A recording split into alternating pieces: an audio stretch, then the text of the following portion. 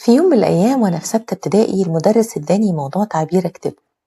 على سبيل التعجيز الموضوع كان عن كوباية زي دي كده بس إزاز. الأسبوع اللي بعده بمنتهى البراءة سلمته موضوع تعبير من 4 صفحات فيه قصة حياة كوباية، من ساعة ما كانت رمل لحد ما بقت زجاج اتشكلت واستقرت في مطبقية بيتنا. الله يمسيه بالخير بقى، فقد النطق يا حبيبي وهو بيقرأ. مرت كام سنة وفي يوم من الأيام مدرسة اللغة العربية وأنا في إعدادي رمت كشكول التعبير في وشي، قالت لي إيه القرف اللي أنت كاتباه ده؟ هو أنا كنت كاتبة موضوع التعبير على طريقتي مش على طريقتها، وهي اعتبرت ده جريمة.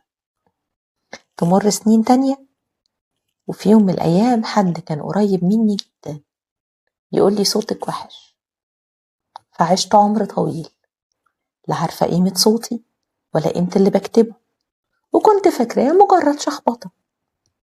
تمر سنين تانية كتير قوي المرة دي وابتدي أكتب واشترك في عروض قصصية. فاكرة أول مرة وقفت فيها قدام الميكروفون قلبي كان هيقف، بس المرة بقت مرات، وكل مرة الحكاية بتكون أحلى من اللي قبلها، كل مرة صوتي بيكون أقوى وأعلى ومن قلبي قبل دماغي، أو بمعنى أصح بطريقتي اللي زعلت مدرسة العربي زمان.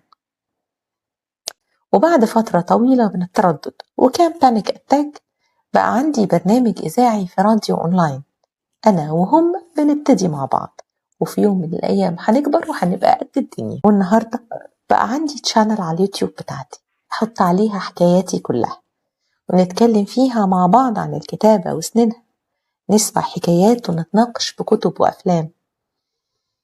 ما لقيتش أحلى من الاسم ده، على جناح حكاية أو On the Wing of a Story. حاولت أخليها على منصات مختلفة، إحنا دلوقتي على التيك توك، على اليوتيوب، على سبوتيفاي.